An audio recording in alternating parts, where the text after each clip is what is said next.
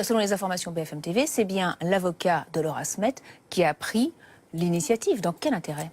C'est celui qui le dit d'abord. L'intérêt, c'est évidemment d'éviter un procès, parce qu'on sait que ça peut durer des mois, voire des années.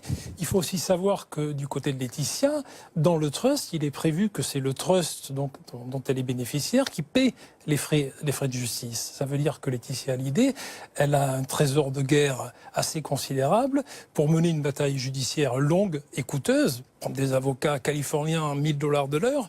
Donc elle a déjà cette réserve financière. Mais pour être plus parlant, je vais prendre une hypothèse d'école. Imaginons que cette succession valent 40 millions de dollars. OK ?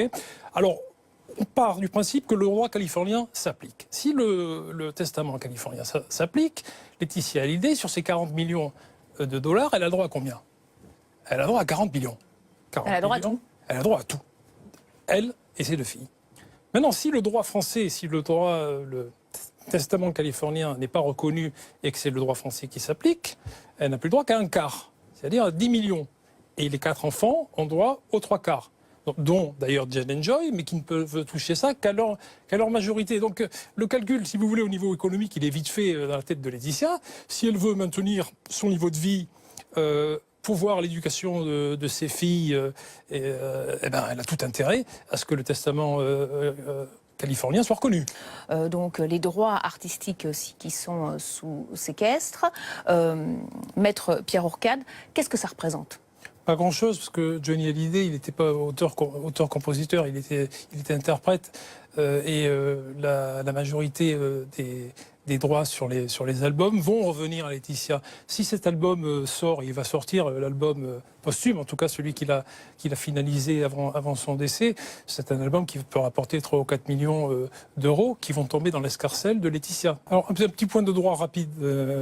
Il y a donc une législation européenne de 2015 qui dit que la succession, le droit qui s'applique à la succession, c'est la résidence habituelle du défunt, mais il n'y a pas de critères précis en fait. C'est un faisceau d'indices. Il n'y a pas uniquement l'aspect fiscal, c'est pas l'administration fiscale qui va décider que vous étiez résident californien. On sait que Johnny Hallyday avait une carte verte, qui vivait depuis 10-15 ans en Californie. Donc il y a tout un ensemble d'éléments d'ancrage en Californie ou pas d'ailleurs, donc ils vont être débattus. Ça, c'est le premier point juridique. Le deuxième point important sur lequel il faut revenir, c'est cette décision du 27 septembre 2017 de la Cour de cassation, la Cour suprême en France, dans le cas de Maurice Jarre. Certes, un cas un peu différent, mais quand même, qui a dit que le droit californien, les testaments californiens ne contrevenaient pas avec ce qu'on appelle l'ordre public international français. Et que donc, il y a une liberté successorale, c'est la Cour de cassation quand même qui l'a énoncé, et cette jurisprudence aura vraisemblablement une influence sur l'issue de ce dossier.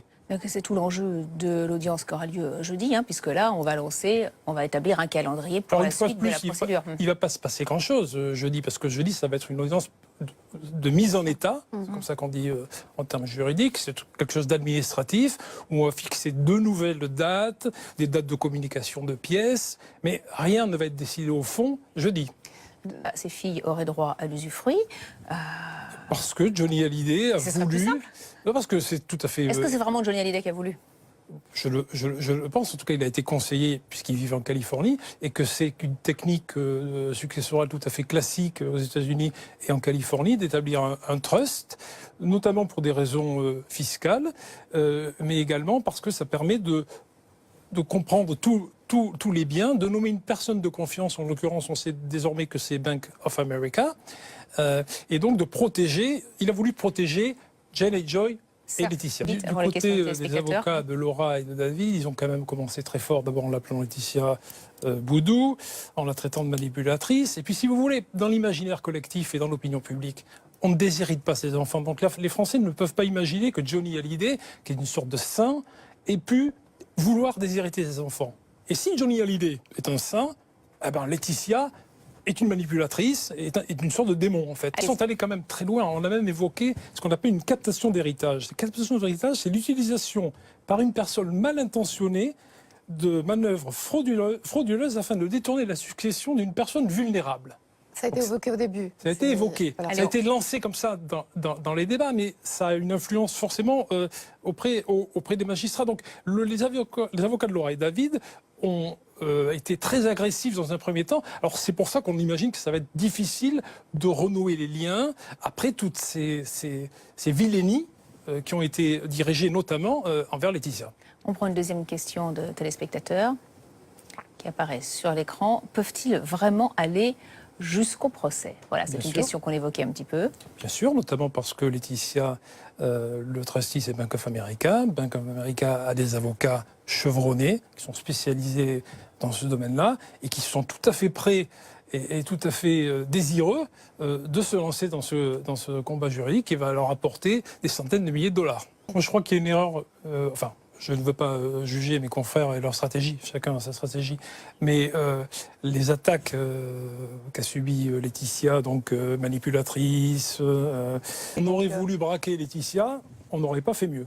Évoquer captation d'héritage, tout ça, c'est quand même des accusations voilées, mais graves. Et elle ne peut que les avoir supportées difficilement, parce que c'est une attaque sur son caractère. Merci.